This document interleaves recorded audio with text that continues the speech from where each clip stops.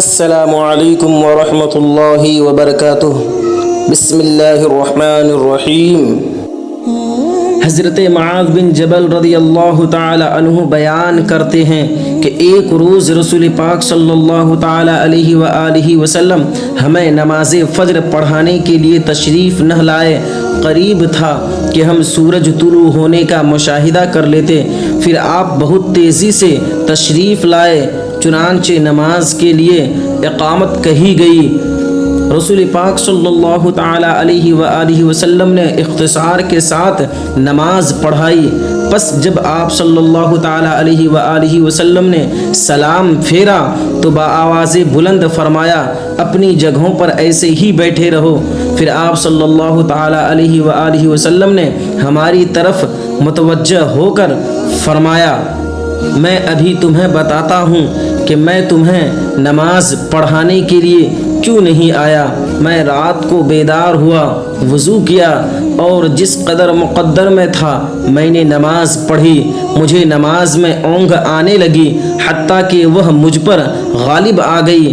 تب میں نے اپنے رب تبارک و تعالیٰ کو بہترین صورت میں دیکھا، چنانچہ اس نے فرمایا، محمد۔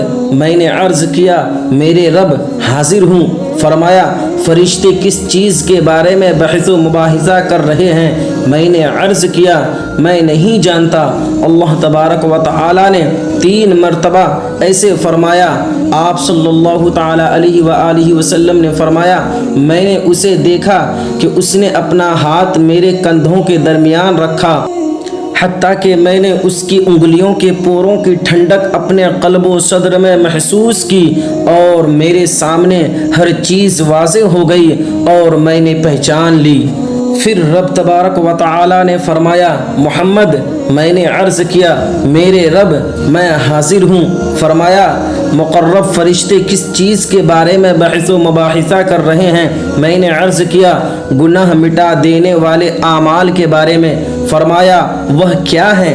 میں نے عرض کیا، با جماعت نماز پڑھنے کے لیے چل کر جانا، نماز کے بعد مساجد میں بیٹھے رہنا، ناگواری کے باوجود اچھی طرح وضو کرنا۔ فرمایا، پھر وہ کس چیز کے بارے میں بحث کر رہے ہیں؟ میں نے عرض کیا، درجات کے بارے میں۔